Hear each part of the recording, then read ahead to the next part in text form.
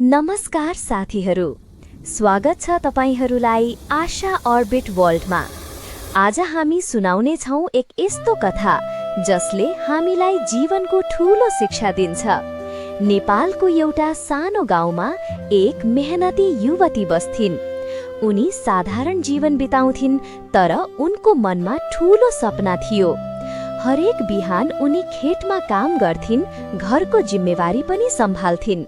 गाउँका केही मानिसहरूले उनलाई हेरेर भन्थे, तिमीले यति ठूलो सपना किन देख्छौ? तर युवती मुस्कुराउँदै भन्थिन्, सपना देख्न कसैले रोक्न सक्दैन। समय बित्दै गयो।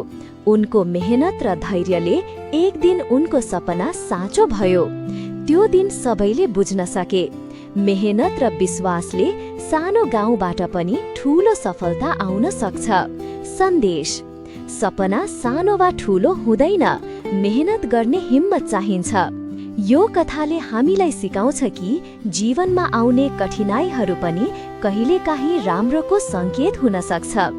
यदि यो कथा तपाईलाई मन पर्यो भने लाइक गर्नुहोस्, कमेन्टमा आफ्नो विचार लेख्नुहोस् र यस्तै प्रेरणादायी कथाहरूका लागि आशा अर्बिट वर्ल्डलाई सब्स्क्राइब गर्न नबिर्सनुहोस्।